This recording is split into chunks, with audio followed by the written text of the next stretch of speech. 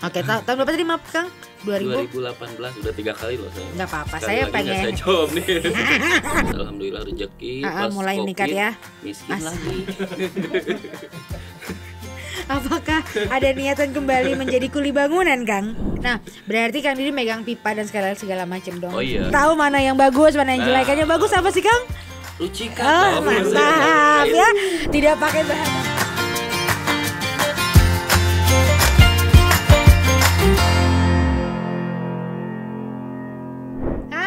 Sobat Rucika, apa kabar? Kembali lagi di podcast Biru, bincang Rucika mengudara sampai jauh. Yes, ini masih suasana kemerdekaan ya. Masih ada hiruk pikuk, sisa-sisa kemarin lomba-lomba gitu kan ya.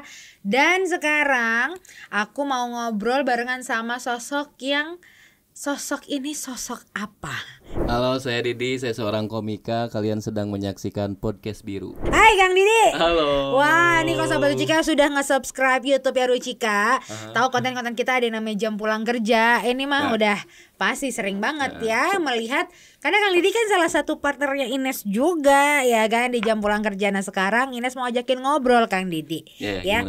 Kang Didi ini nama panjangnya adalah Didi Sunardi, biasa orang Sunda diulang-ulang gitu. gitu. Benar ya, Didi Sunardi berarti udah yakin banget orang Sundanya ya, udah Sunda. Fix orang Sunda gitu ya. Nah, Kang Didi Sunardi ini dikenal sama orang-orang banyak sekarang adalah seorang komika. Betul apa betul? Betul dong. Betul dong, ya kan seorang komika yang dihasilkan dari sebuah kompetisi dua buah bahkan. 2 mungkin. Apakah aja itu? 2017 saya ikut Suci Kompas TV, ajang stand up comedy juga. Terus 2018-nya ikut Indosiar Suca. Oke, Suca iya, Suci iya. Suci duluan ya berarti ya. Suci duluan, Suca. Yang sampai jauh yang mana? Yang Suca berarti? Suca itu sampai ke babak 2. Sampai 2 besar. Wah, ya sampai juara 2 di yang Suca. Suca itu di mana Maya? Suca Kompas ya? Indosiar. Suca itu Indosiar. Suca itu Indosiar ya. Berarti itu tahun berapa tadi? 2018. Waktu habis dari Suci sempat berhenti dulu kah Kang Didi komiknya atau enggak, jalan. Tetap stand up terus ya. Tapi off air. Off air. Nah, terus pas ada Suca, kesempatan Suca ikutan lagi, malah juara 2. Mantap. Dan dari situlah karir mulai. Ya, alhamdulillah. Sejak Suca itu mulai meningkat lah. Oke, tahun berapa tadi maaf Kang? 2018 udah 3 kali loh saya. Nggak apa-apa, sekali saya lagi pengen. Saya jawab nih. Maaf ya Kang, maaf belum makan Kang ya. 2018 tahun berapa tadi Kang? 2018 ya. Ini saya biasa ngebongkar habis ini sih sebenarnya. Ya tolong nanti ya. Ya, berarti sudah 4 tahun kurang lebih mulai ini. Tapi pandemi kemarin mulai ganggu semua dapur ya. Iya, kan dulu saya 2018 lumayan ya anggaplah dulu itu miskin nih sebelum menjadi komika. 2018 alhamdulillah rezeki pas mulai meningkat ya. Miskin lagi. Apakah ada niatan kembali menjadi kuli bangunan, Kang? Kayaknya kalau misal kembali kayak dulu enggak. Mungkin ya Kang ya. Lagi nguli gitu kan ya, lagi ngaduk sama apa. Ya jadi gini nih gue mungkin ya kayak gitu ya, tiba-tiba stand up aja gitu kan ya. Tapi kalau misalnya ngecek materi sih kayak ngobrol aja gitu. Jadi kita nggak ngomong ke orang gua kita lagi stand up gitu, yang ngelucu aja tapi yang udah dikonsep gitu. Nah, Kang Didi ini banyak mungkin yang nggak tahu juga kalau memang tadi awalnya dari kuli bangunan. Bener ya? Berapa tahun tuh Kang Didi menjadi profesor kuli Bapak Didi Suprapto? Berapa tahun Bapak? Bapak Kang Didi nih jadi bahasa keren kuli bangunan tuh apa ya? Ya itulah. Berapa tahun Bang? Kalau itunya saya kan biasanya kalau misalnya orang di kampung saya tuh kalau nggak ada kerjaan pasti larinya ke kuli bangunan. Misalnya nih ada karyawan dipecat, lari dulu ke kuli terus kerja lagi kalau dapat yang dia pengen gitu. Kalau nggak, nah kalau dihitung dari situ kayaknya sejak keluar SMA deh. Dari keluar SMA gitu. Emang susah banget, maksudku emang Kang Didi emang tahu belajar banyak soal nyemen lah segala macem kah, atau ya karena kepepet keadaan? Kayaknya sih lingkungan juga ngaruh. Oke. Kita tuh kayak gampang aja udah kalau mau pengen duit tuh tinggal ikut di proyek gitu, nggak harus banyak mikir gitu. Iya. Nah, berarti Kang Didi megang pipa dan segala macam dong. Oh iya Ya kan? dong. Ini kita mau masuk nih Pipa. Kang Didi. Kita Sampai jauh itu. kan sampai jauh kan ya. Berarti tahu mana yang bagus, mana yang jelek. Yang bagus apa sih, Kang? Rucika dong. Mantap ya. Tidak pakai bahasa halus, langsung kita masuk ya. Iya dong ya, berarti nih yang ngomong udah Kang Didi yang memang sudah bertahun-tahun juga waktu itu ya ikutan masang juga, ikutan megang juga dan lain-lain gitu kan ya sahabat Rucika tuh. Udah langsung dicatat Rucika aja. Nah, kalau nulis materi stand up, apakah sampai sekarang masih membawa materi perkuliahan? Nah, itu dia kalau buat materi saya tuh bikin dua versi. Dua versi. Yang satu yang tetap ngomongin kuli buat karena kebanyakan yang ngasih kerjaan pengennya ya tetap ngomongin kuli gitu, kayak perusahaan atau apapun berkaitannya pasti dengan kuli, tapi untuk karir saya nggak bisa terus ngomongin itu karena habis juga gitu ya. Bangunan masih jalan tapi materi habis. Karena Kang Didi pun sudah nggak nyemplung di situ kan, jadi nggak bisa ngegali lebih dalam lagi. Udah kurang gitu. Jadi saya bikin dua materi, satu buat karir ke depan, yang kedua ya buat ini aja yang ngasih kerjaan. Gitu. Personanya Kang Didi sekarang apa? Kalau misalnya si materi materi kuliah sudah habis, lalu apa yang Kang Didi bawakan lagi? Kayaknya sih pelan-pelan masih nggak jauh-jauh, terus ngomongin keluarga paling. Jadi belum keluar sih sebenarnya, masih ngomongin keluarga, masih nyerempet situ.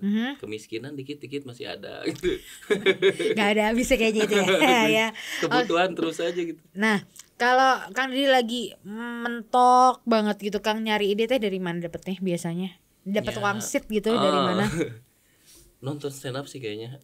Nontonin materi orang. Sebenarnya kayak orang ngomongin apa nih, kita bisa pakai premisnya tapi dengan sudut pandang kita gitu, bisa juga sih kayak gitu kalau misalnya emang mentok bener. Nah nih kan banyak orang-orang yang bingung, banyak yang bilang kalau misalnya stand up itu adalah komedi pintar.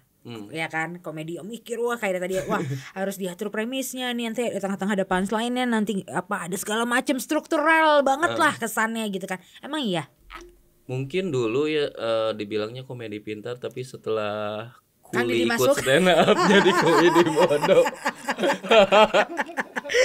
Jadi orang nggak yakin ini beneran komedi pintar. Berarti kan malah jadi lebih masuk ke semua kalangan dong kan, karena kan orang dulu berpikir bahwa stand up comedy tuh wah kayaknya tuh ya orang-orang yang gitu banget deh ya, makin banyak warnanya di komikanya kan, berarti makin banyak orang-orang yang malah kerangkul gitu kan ya. Tapi emang bener emang harus selalu berarti gue harus nulis materi A B C D dulu nih sampai ada punchline segala macam, emang harus ada kayak gitu kah Kang? Iya memang jadi di konsep dulu.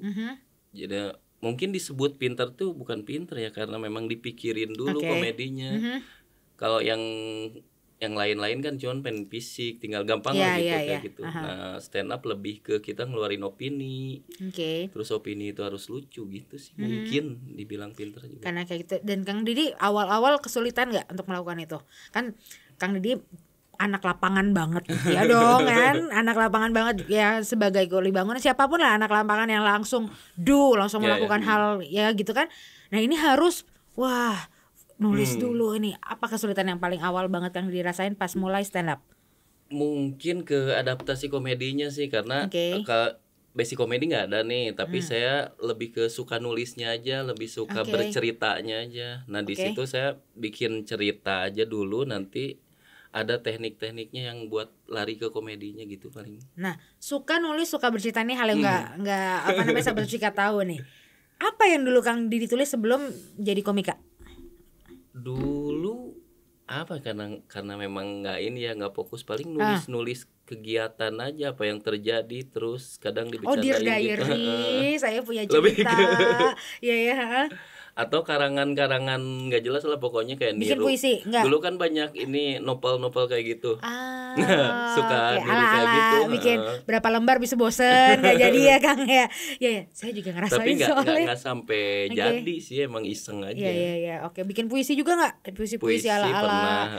Oke, tapi berarti emang dasarnya pun nggak dari nol, maksudnya dasarnya emang ada suka nulis gitu kan ya. Jadi ya emang nggak susahnya adalah harus mempelajari si komedinya itu gitu kan ya. Nah sejauh ini menguntungkan nggak Kang jadi seorang komika Kang?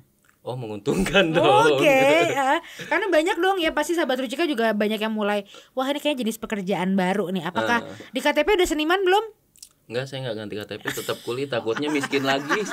Amit-amit Kang, ya Allah. Nah, menguntungkan nggak? Emang menjanjikan nggak sih profesi seorang komedian, stand up komedian tepatnya, komika? Kalau untuk saya pribadi jelas ngerubah ekonomi saya, Oke. jadi menguntungkan lah.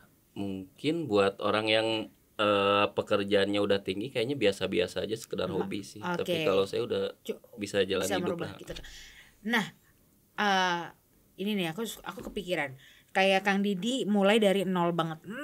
Mungkin kalau bisa ada nol minus nol mungkin itu kali ya Kang ya. Sampai akhirnya sekarang sudah mulai pelan-pelan naik. Hal pertama yang Kang Didi lakukan apa sih waktu kan nih lulus nih Suca? Sempat agak hilang arah nggak? Wah, aku harus ngapain nih untuk improve diri sendiri sama improve pekerjaan. Nah itu hal apa yang duluan? Mungkin ya aku tadi ya sahabat Rucika ada yang kepengen, aku juga pengen ini jadi stand up comedian, pengen jadi komika, tapi aku nggak tahu caranya harus gimana. Nah kalau dari Kang Didi sendiri ada saran nggak nih buat sahabat Rucika yang pengen jadi stand up comedian?